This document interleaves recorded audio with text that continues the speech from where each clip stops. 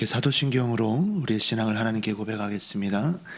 나는 전능하신 아버지 하나님, 전지의 창조주를 믿습니다. 나는 그의 유일하신 아들 우리 주 예수 그리스도를 믿습니다.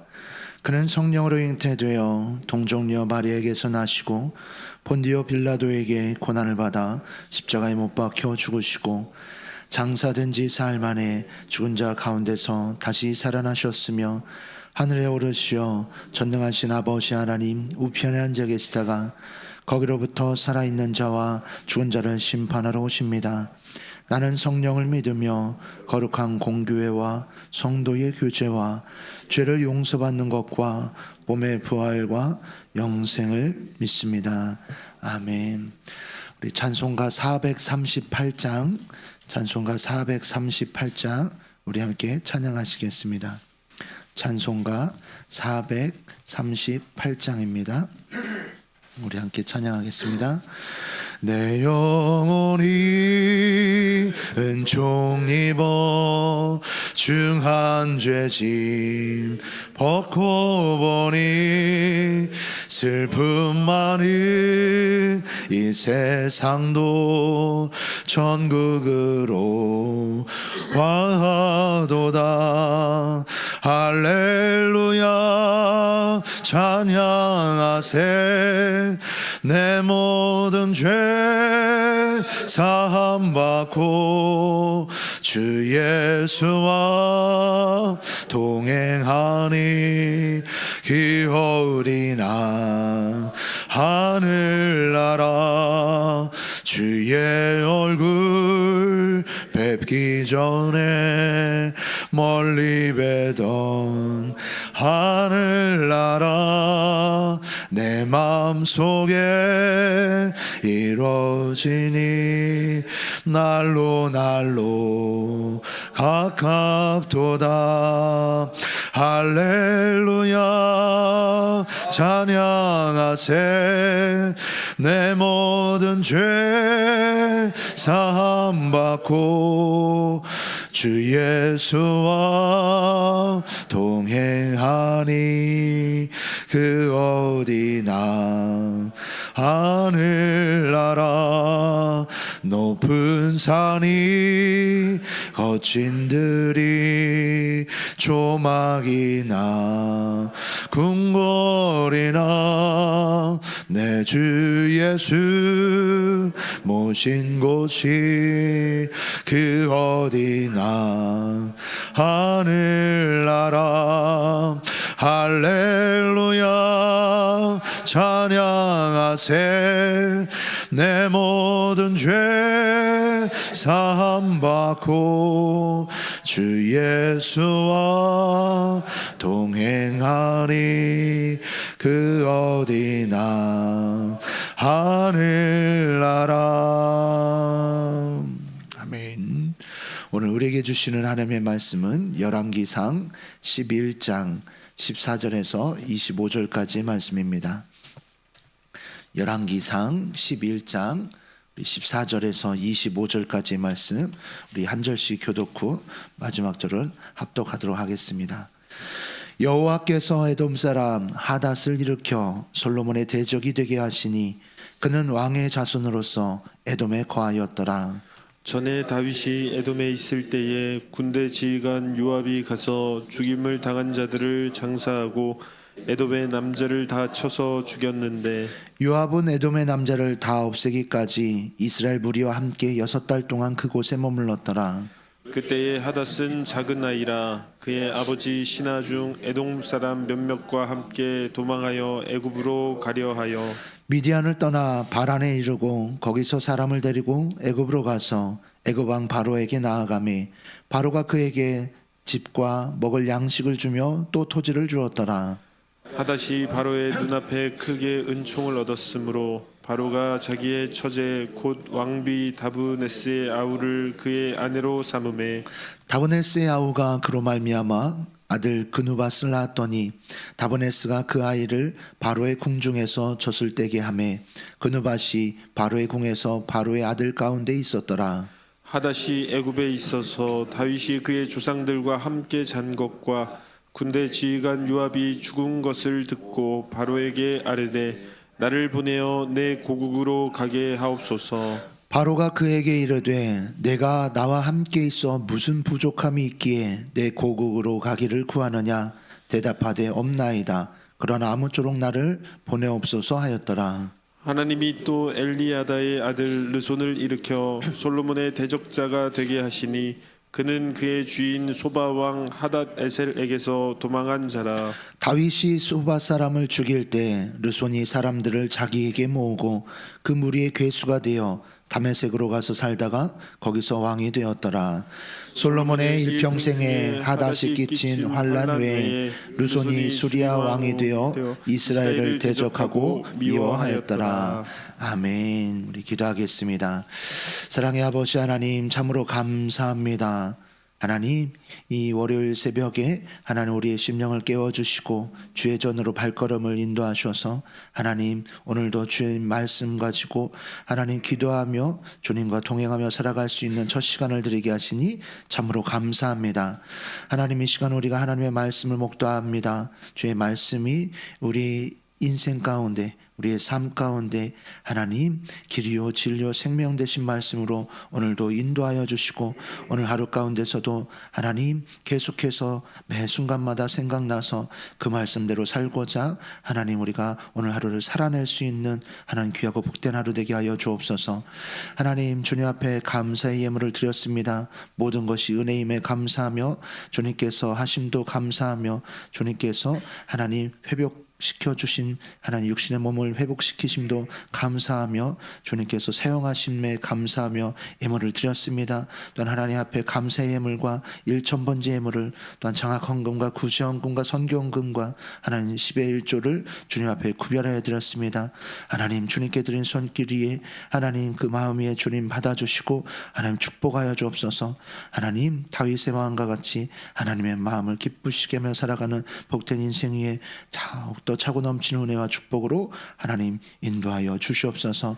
하나님 부족한 종 말씀 들고 다녔었습니다. 부족한 종은 가리워 주시고 하나님의 살아 운동력 있는 말씀이 하나님 오늘 하루 가운데 주님 역사되어질 수 있도록 인도하여 주시옵소서. 우리 주 예수 그리스도 이름으로 기도합나이다. 아멘. 오늘도 이 새벽에 나온 성도님들에게 주의 은혜와 축복이 가득하기를 축복합니다. 우리가 계속해서 열왕기상 말씀을 보고 있습니다. 오늘 열왕기상의 말씀은 이제 10장과 11장 우리 앞에 보게 되어지는 전문맥의 말씀에 이르기까지 일명 말하는 신명기 17장에 나와 있는 이스라엘 백성들로 하여금 너희가 이것을 하라 그리고 이것을 하지 말라라고 명하는 것 가운데 왕에게 지침하는 것이 있습니다.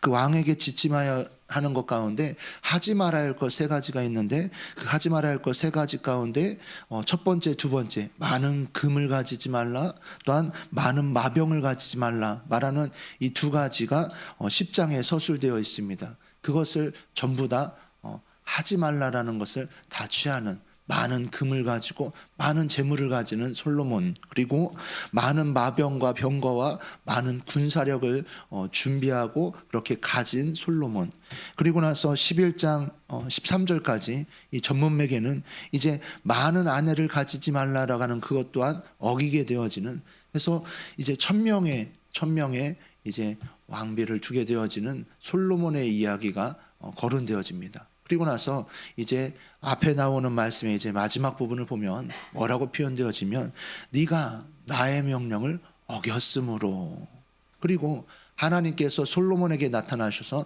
네가 돌이킬 것에 대해서 말씀하십니다. 그렇지만 솔로몬은 돌이키지 않죠. 그랬을 때 하나님께서 이제 행하시는 일들이 오늘 읽은 14절부터 25절까지의 말씀입니다. 하나님께서 행하시는 일은 대적을 일으키시는 일입니다. 우리가 이제 내일 보게 되어지는 본문에서는 이제 세 번째 대적 북이스라엘을 이제 하게 하는 그의 신하였었던 다윗의 신하였다가 이제 망명했다가 다시 솔로몬에게 찾아와서 얘기하게 되어지고 그리고 그 아들 이제 르호보암이 왕이 되어지는 그 시간에 찾아와서 묻게 되어지죠. 그랬을 때 하게 되는 이 여로보암이라는 이 신하의 대적이 일어나는 것에 대해서. 그래서 오늘은 솔로몬의 대적 하닷과 르손이라는 자가 대적으로 일어나는 것을 보게 됩니다. 그런데 참 아이러니하고도 재밌게도 표현된 것이 무엇이냐면요, 다윗으로부터, 그의 아버지 다윗의 때부터 이제 사연이 있었던 것을 서술해 나간다라는 것이요. 이 말은 어떤 말이냐면요, 우리가 잘 알다시피 하나님께서 태평성대를 이루게 하셨었던 다윗 왕 때의 이제 일들이 있지 않습니까? 그런데 다윗 왕 때 그 가운데 하나님께서 그 나라를 견고케 하셨고 하나님께서 이방 나라를 지켜주셨고 하는 부분이 나오지 않습니까? 그런데 이 솔로몬의 대적으로 일어나는 하닷과 르손의 공통점은 무엇이냐면 다윗 때 피해를 본 자입니다. 하닷이라는 자도 보게 되어지면 에돔에 거하였었고 에돔의 남자를 전부 다 쳐 죽일 때 그 가운데 살아남아 있었던 에돔족이에요. 그리고 나서 그가 망명하게 되어지고 애굽의 바로왕 앞에 가는데 여기에서 솔로몬이 정략 결혼이라는 것을 통하여서 나라를 더 부강하고 견고하게 하기 위해서, 그래서 애굽 왕의 딸을 왕비로 두게 됩니다. 이것은 왕의 나라를 더 견고하게 세우려고 하는 본인의 똑똑한 머리였죠. 그런데 그 바로왕 앞에, 애굽 왕이었던 바로왕 앞에 그렇게 정략 결혼으로 맺어진 그 여인과 그렇게 왕비를 두고 살지만, 여기 대적으로 일어나는 하닷 또한도 애굽 왕의 이제 동서지간이 되어지면서 애굽 왕과 함께 같이 이제 정략을 통하여서 그렇게 관계를 맺고 부강하고 견고한 나라로 세우려고 했었던 그것이 오히려 나중에는 해를 입게 되어지는 것을 봅니다. 그리고 르손 또한도 다윗 왕 때 이제 있었던 사건을 이제 이야기하면서 나오게 되어지죠. 자, 그렇다면 여기서 우리가 생각해 보게 되는 것이 있지 않습니까? 분명 다윗 왕 때 하나님께서 그 나라를 견고케 하셨고 그렇게 하나님께서 지켜주시고 보호해 주셨는데, 솔로몬 때 하나님이 대적을 일으키신다라는 것을 보면 이것이 다윗 왕 때 그렇게 예비하신 일들이 있다라는 얘기예요. 그것은 마치 무엇이냐면 계속해서 아이에게 해로운 것이 오려고 할 때 개가 됐든 또는 살아온 다른 이제 닭이 됐든 이런 것이 있을 때 부모 입장에서 어떻게 하죠? 못 오게끔 막죠. 그런데 못 오게끔 막다가 이제 어떤 일이 있어서 부모가 그 막는 것을 치워버리면 어떻게 됩니까? 자기 자녀에게 해로운 짐승이 이제 해코지하려고 하겠죠. 마치 다윗 때부터 솔로몬이 하나님의 말씀을 또한 하나님의 성전을 짓고 하나님의 말씀대로 살려고 할 때는 하나님께서 그 막고 있는 것을 계속해서 막고 계시다가 왜 대적이 없겠습니까? 정복하고 그 나라를 통치하고 이렇다는 얘기는 정복당한 자가 있고 통치를 당한 자가 있지 않겠습니까? 우리나라 역사 가운데서도 보면 일본이 우리나라를 정복했었죠. 그죠? 침략하고 우리나라를 식민지로 만들었었죠. 우리나라는 어떤 입장이에요? 당한 입장이에요. 그렇지만 일본 입장에서는 어떤 입장이에요? 우리가 정복했고 침략한 나라입니다. 그런데 다윗 왕 때도 정복했고 침략했고 이렇게 했었던, 그래서 많은 세금을 거두기도 했었고 솔로몬 때에도 더 막강한 세금을 거두기도 했었던, 그러니 당연히 대적들이 있을 법하죠. 그런데 여기서 중요한 것은 계속해서 열왕기상 포로기에 하나님께서 왜 우리나라 이 민족이 멸망하게 되었는가를 다시 회고하면서 기록한 이 열왕기상 말씀 가운데 이 저자가 쓰고 있는 것은 무엇이냐면 왜 우리가 이렇게 멸망하고 왜 이 지경이 되었는가를 돌이켜보면서 서술해 나갔다라는 것이에요. 그 말은 의도를 가지고 이 가운데서 왜 이렇게 되었는가를 생각하면서 써나갔다라는 것이죠. 그렇기 때문에 이 솔로몬의 대적이 일어난 이것에 있어서 다윗 때부터 거슬러 올라가서 써나가라는 것은 다윗 때 그러한 일 가운데서 아무 일이 없었거든요. 그 얘기는 하나님이 맡고 계셨다라는 것이에요. 하나님이 지켜주셨고 하나님께서 보호해 주셨다라는 것이에요. 그런데 이 솔로몬 때에도 아무 일이 없었어요. 맡고 계셨어요. 그런데 하나님께서 말씀하신 대로 네가 이렇게 하지 말라라고 하는 것에 있어서 솔로몬이 듣지 않았을 때 그 막던 것을 어떻게 하십니까? 치워버리신 거예요. 그러므로 인해서 솔로몬의 대적 하닷이 일어나고 르손이 일어나고, 이제 내일 보는 본문 가운데 보면 여로보암이 그 가운데서 대적으로 일어나게 됩니다. 어떤 일을 할 때, 어떤 사업을 할 때 대적자가 있느냐 없느냐는 굉장히 다르지요. 협력자가 있는 것은 굉장히 그 사업에, 그 회사에 이익이 되어집니다. 그런데 대적자가 있으면 굉장히 힘들어요. 공동체에서도 마찬가지지 않습니까? 구역에서도 마찬가지지 않습니까? 구역장을 잘 협력하는 분이 있는가 하면, 어떤 분은 구역장이 말만 하면 아이고 그건 안 돼 이러면서 얘기하면 얼마나 힘들고 마음이 어려워요. 끄덕끄덕 하시는 분이 몇 분 계시네요. 지금 솔로몬의 대적들이 일어난 것 가운데, 이 가운데서 우리가 볼 수 있는 것은, 이 대적들이 일어나는 것은 이미 다윗 때부터 일어날 수 있는 일이었었다라는 것이요. 그런데 하나님께서 그것을 막고 하나님께서 그것을 보호하셨다라는 것입니다. 우리가 이게 보게 되어지는, 이제 앞에서 우리 보게 된 11장의 이제 어제 본문이죠. 어제 묵상한 11장 1절부터 13절까지의 말씀에 보면, 그가 정략 결혼을 하고 하면서 이제 나타난, 왜 왕으로 하여금 많은 아내를 두지 말라라고 했냐면, 그들이 너를 미혹하여서 그들로 인하여서 우상을 숭배할까 함이라라는 것이었어요. 근데 이 정략 결혼을 하고 또한 솔로몬 가운데서 보게 되면 어떤 일이 펼쳐지냐면, 그들이 바로의 딸이었던 자부터 시작해서 이웃 나라에 이제 정략적으로 그렇게 아내로 삼았을 때, 그들이 섬기던 신을 이제 솔로몬에게 요청을 하죠. 이 가운데 내가 계속해서 이 신을 섬길 수 있도록 신전을 지어 주십시오. 여자가 얘기하는데 이 유혹에 솔로몬이 안 넘어가면 좋을 텐데 어떻게 해요? 넘어가요. 그래서 예루살렘의 성전 그 맞은편에 바로 왕의 딸이었었던 이 여인이, 바로의 공주가 섬기던 신전을 그 가운데서 크게 짓습니다. 그리고 이것을 처음으로 시작해서 곳곳에 신전을 짓게 되어져요. 그리고 그 여인들이 가져왔던 신주단지를 그곳에 두고 그들이 이제 섬기기 시작하죠. 이것은 바로의 아내, 왕비뿐만 아니라 이스라엘 민족으로 하여금 우상숭배 천지가 시작되게 만드는 것이 바로 이 솔로몬 왕 때 시작되어졌다라는 것이에요. 우상은 아무 힘이, 아무 도움이 되지 못합니다. 정략 결혼을 통하여서 국가를 더 견고하게 하렸었던 솔로몬이었지만, 애굽의 이제 바로의 도움을 어떻게 보면 이제 사돈지간이기 때문에 그 가운데서 서로 협력 관계, 우호 관계를 바란 것이었지만, 그의 대적이었었던 자로 일어난 하닷도 그 가운데 바로의 동서지간이 되어집니다. 그리고 나서 이 바로가 처음에 하닷에게 얘기하죠. 굳이 너에게 부족한 것이 있어서 나를 떠나려느냐. 그 속에는 어떤 것이 내포되어져 있어요? 그 자랑, 이 솔로몬과 적대지간이 되면 본인도 피곤하고 힘든 거죠. 그러면서 막으려고 하지만, 그렇게 하닷이 어떻게 합니까? 아무쪼록 나로 가게 하옵소서라고 말을 하죠.